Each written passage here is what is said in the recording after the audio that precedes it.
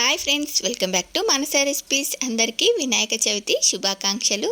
చూడండి, వినాయక చవితి రోజున నేను ఏమేం ప్రసాదాలని చేశానో, అలాగే పూజ ఏ విధంగా జరుపుకున్నామో వీడియోని స్కిప్ చేయకుండా చివరి వరకు చూసి మరి మీరు ఎలా జరుపుకున్నారో కామెంట్ బాక్స్లో కామెంట్ చేయండి. మరి ఇప్పుడు లేట్ చేయకుండా వినాయక చవితి పండుగను మేము ఏ విధంగా జరుపుకున్నామో వీడియోలోకి వెళ్ళి చూసేద్దాం.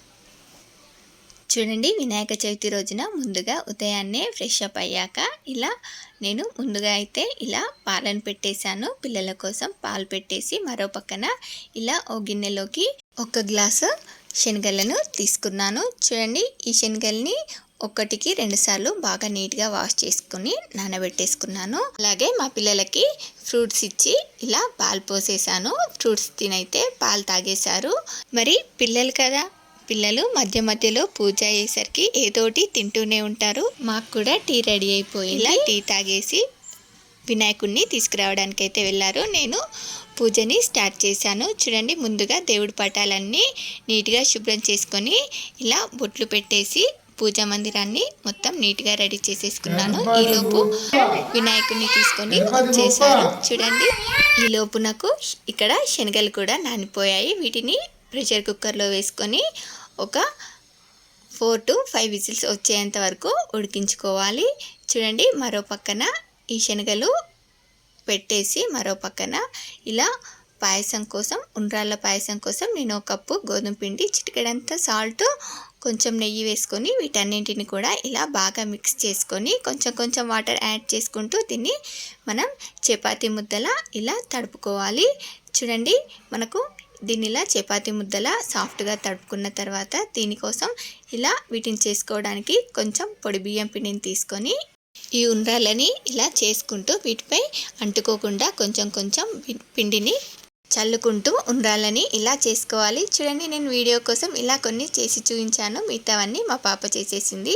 ఇప్పుడు నేను ఇక్కడ ఇలా ఉండ్రాళ్ళ కోసం 1 కప్పు గోధుమ పిండి తీసుకున్నాను కదా, అదే కప్పుతో 3 కప్పుల వాటర్ని వేడి చేసుకున్నాను. వాటర్ వేడయిన తర్వాత ఉండ్రాలని పిండిలో నుండి తీసి వేసేసుకున్నాను. చూడండి, ఇలా మనము ఉండ్రాలు వేసుకోగా మిగిలిన పొడి బియ్యం పిండిలో కొన్ని వాటర్ కలిపి పక్కన పెట్టేసుకోండి. చూడండి, ఇప్పుడు మనకు మరో పక్కన ఉండ్రాలు ఉడుకుతున్నాయి కదా, ఉండ్రాలు ఇలా ఉడుకుతున్నప్పుడు దీనిలోకి 3 కప్పుల వాటర్ వేసి ఉండ్రాలను ఉడికించుకున్నాం కదా, అదే కప్పుతో 3 కప్పుల పాలను వేసుకొని ఇవి మనకు ఉండ్రాలు సాఫ్ట్గా ఉడికేంత వరకు ఉడికించుకోండి. చూడండి, ఇలా మనకు ఉండ్రాలు సాఫ్ట్గా ఉడికిన తర్వాత ఇప్పుడు దీనిలోకి నేను 1 కప్పు గోధుమ పిండితో ఉండ్రాలు చేసుకున్నాను కదా, అదే కప్పుతో 1 కప్పు బెల్లంని వేసుకొని మనం దీన్నంతా కూడా బెల్లం బాగా కరిగేంత వరకు ఉడికించుకోవాలి. చూడండి, మనం పాలల్లో ఉండ్రాలను బాగా ఉడికించుకున్నాం కాబట్టి మనం బెల్లం వేసుకున్నా కూడా పాలు విరగవు.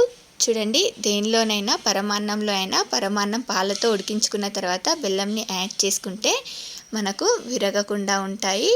చూడండి, ఇప్పుడు దీనిలోకి మనం వాటర్ యాడ్ చేసుకున్నాం కదా పిండిలోకి, ఆ పిండిని కూడా వేసేసుకొని ఇలా బాగా కలిపి ఇది మంచిగా ఇలా చిక్కబడేంత వరకు ఉడికించుకొని ఇలా 1 పావు కప్పు నెయ్యిలో మీకు నచ్చిన డ్రై ఫ్రూట్స్ని వేసుకొని ఇలా వేయించి దీనిలో వేసుకోండి. ఇలా మనం నెయ్యి ఎక్కువగా వేసుకోవడం వల్ల పాయసం కూడా టేస్ట్ చాలా బాగుంటుంది. చూడండి, మనకు పాయసం రెడీ అయిపోయింది కదా, మరో పక్కన శనగలు ఉడకడానికి పెట్టేసాం కదా, శనగలు కూడా ఉడికిపోయాయి. ఇప్పుడు శనగల్లోనికి తాలింపుని వేసేసుకుంటున్నాను. ఇలా ఆయిల్లో ఆవాలు, జీలకర్ర, అలాగే అవి చిటపటలాడిన తర్వాత కొంచెం అల్లం ముక్కలు, పచ్చిమిర్చి ముక్కలు, కరివేపాకు, పసుపు, ఉప్పు వేసుకొని వీటిని ఇలా కొంచెం ఫ్రై చేసుకొని మనం ఉడికించి పెట్టుకున్న శనగల్ని వేసుకొని ఇలా ఫ్రై చేసుకుంటే సరిపోతుంది. మనకు శనగల తాలింపు కూడా రెడీ అయిపోయింది. ఇప్పుడు ఈరోజు మేము స్పెషల్గా చేసుకునే రెసిపీ వచ్చేసి ఇలా ఆయిల్లో ఆవాలు, జీలకర్ర, పచ్చిమిర్చి, అల్లం ముక్కలు, కరివేపాకు వేసుకొని వీటిని ఇలా బాగా ఫ్రై చేసుకోవాలి. చూడండి, నైవేద్యంగా పెడతాం కాబట్టి దీనిలో ఉల్లి వెల్లుల్లి ఏం వేయకుండానే నేను ఈ కర్రీ చేస్తున్నాను. ఇలా ఈరోజు మేము 5 రకాల వెజిటేబుల్స్తో కర్రీ చేసుకుంటాము కాబట్టి ఇలా ముందుగా ములక్కాడ ముక్కలు, అలాగే గోరుచిక్కుడుకాయ, బెండకాయ ముక్కలు, అలాగే క్యాప్సికమ్ ముక్కలు వేసుకొని వీటిని ఫ్రై చేసుకోవాలి. ముందుగా వీటిని ఇలా సాఫ్ట్గా అయ్యేంత వరకు ఫ్రై చేసుకున్న తర్వాత ఇప్పుడు దీనిలోకి ఇలా టమాటోస్ని కూడా వేసుకొని టమాటో ముక్కలు కూడా సాఫ్ట్గా అయ్యేంత వరకు ఉడికించుకోవాలి. చూడండి, దీనిలోకి మీకు టేస్ట్కి సరిపడా సాల్ట్ కూడా యాడ్ చేసుకొని ఇట్లా టమాటో ముక్కలు కూడా సాఫ్ట్గా అయిన తర్వాత దీనిలోకి మీకు టేస్ట్కి సరిపడా కారంని యాడ్ చేసుకొని ఇలా ఒక 2 నిమిషాలు ఫ్రై చేసుకున్న తర్వాత ఇప్పుడు దీనిలోకి ఇలా ఒక చిన్న నిమ్మ సైజ్ అంతా చింతపండు రసాన్ని తీసుకొని వేసుకోవాలి. అలాగే దీనిలోకి శనగల్ని ఉడికించి వడగట్టుకున్నాం కదా, ఆ వాటర్ని వేసుకుంటున్నాను. ఎందుకంటే ఈరోజు పప్పు వండుకుంటే అప్పులు అవుతాయంట, అందుకనే ఈరోజు పప్పు వండుకోము. చూడండి, ఇలా శనగల్ని వడగట్టుకున్న వాటర్తో చారు చేసుకున్న ఇలా సాంబార్లో వేసుకున్న టేస్ట్ చాలా బాగుంటుంది.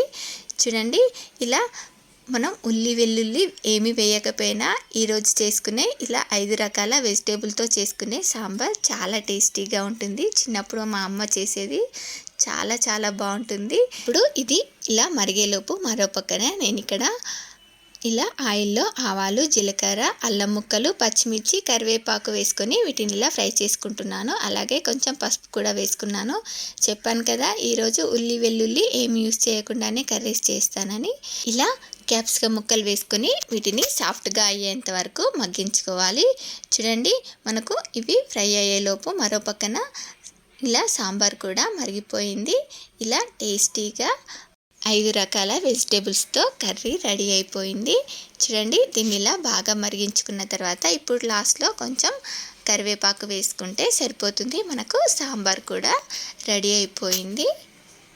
అలాగే ఇప్పుడు మనకు మరో పక్కన ఇలా క్యాప్సికమ్లు కూడా ఫ్రై అయిపోయాయి. ఇప్పుడు దీనిలోకి ఇలా సన్నగా కట్ చేసి పెట్టుకున్న ఒక 2-3 టమాటోస్ని కూడా వేసుకొని మీకు టేస్ట్కి సరిపడా సాల్ట్ వేసుకొని దీన్నంతా కూడా ఇలా బాగా మిక్స్ చేసి మనకు టమాటో ముక్కలు మెత్తగా ఇలా సాఫ్ట్గా అయ్యేంత వరకు మగ్గించుకున్న తర్వాత ఇప్పుడు లాస్ట్లో కొంచెం దీనిలోకి కొత్తిమీరని వేసుకొని స్టవ్ ఆఫ్ చేసేసుకుంటే సరిపోతుంది. మనకు చాలా టేస్టీగా ఇలా క్యాప్సికమ్ ఫ్రై కూడా రెడీ అయిపోయింది. మరో పక్కన రైస్ కుక్కర్లో ఉడికిపోయింది. ఇప్పుడు పూజకు రెడీ అయిపోయి పూజ దగ్గరికి వెళ్ళేసాం. చూడండి, నేను ప్రసాదాలన్నీ చేసేసరికి మా పాప ఇక్కడ పూజ దగ్గర ఇలా డెకరేట్ చేసి అందంగా రెడీ చేసేసింది. చూడండి, నేను ఇక్కడ దేవుడికి ఇష్టమైన గరకమాల కూడా అల్లేసాను. మా 2 పిల్లలు కలిసి వేసేసారు. ఇలా పూజకన్నీ రెడీ చేసేసి ఇలా అష్టోత్తరాలు పెట్టుకొని పూజ జరిపించుకున్నాము. అలాగే దేవుడికి నైవేద్యం పెట్టి టెంకాయ కొట్టేసి ఇప్పుడు హారతి ఇచ్చి ఇలా పూజనైతే జరుపుకున్నాము. చూడండి, ఇలా పూజ తర్వాత ఈరోజు ఇలా అరటాకులో భోజనం చేసాము. చూడండి, చేసినవన్నీ కూడా ఇలా అరటాకులో వడ్డించుకొని భోజనం చేస్తే చాలా బాగుంటుంది కదా. మరి మీలో ఎంతమందికి ఇలా అరటాకులో భోజనం చేయడం అంటే ఇష్టమో కామెంట్ బాక్స్లో కామెంట్ చేయండి. చూడండి, ఇలా అరటాకులో భోజనం చేయడం అంటే మా పిల్లలకైతే చాలా ఇష్టం. చూడండి, ఎంజాయ్ చేస్తూ తినేసింది మా పాప. ఇలా అరటాకులో భోజనం చేయడం మా పిల్లలకు చాలా బాగా నచ్చింది. అలాగే ఇలా సాయంత్రం కూడా హారతి ఇచ్చి పూజ చేసుకున్నాము. వినాయకునికి ఉదయము సాయంత్రము 2 పూటలా కూడా ఇలా హారతి ఇచ్చి పూజని చేసేసుకున్నాము.